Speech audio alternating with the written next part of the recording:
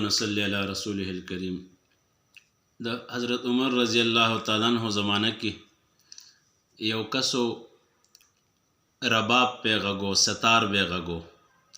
الله ولا आवाज ور کړو، خلق براتله اوریده به یو شهرت یو.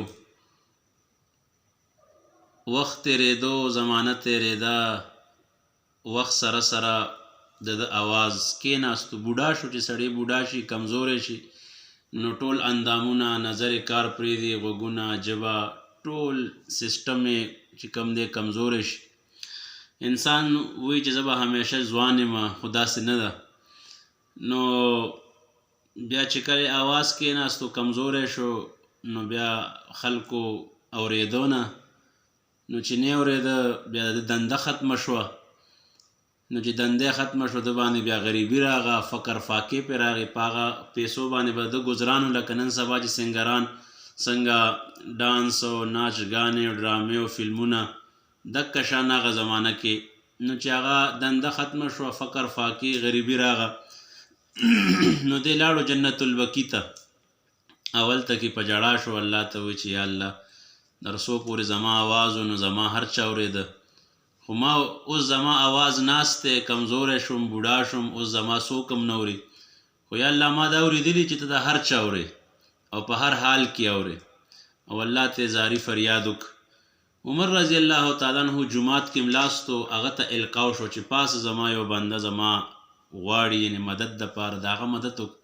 عمر رضی الله تعالی عنہ چې راپاسو، یبلغ پې چې راغلی دي، کتلي دي، هغه ګانو والا، هغه سنګر ناست دی او دعا جړاک. چې هغه څنګه عمر رضی الله تعالی عنہ ولیدو، نو منډې کړ. عمر رضی الله تعالی عنہ ورته وایي چې منډې مه وهه، راشه ودرېږه، تا چا تا سره د خبرې کولې، چا ته د اوازونه کول؟ نو هغه وایي چې ما خو الله سره خپل راز او نیاز خبرې کولې، او ته چا راوغوښتې؟ عمر رضی الله عنه ته وایي. عمر رضی الله تعالی عنہ ورته وفرمیل چې ته څوک یې؟ ادې زه وم، هغه رالیږلی.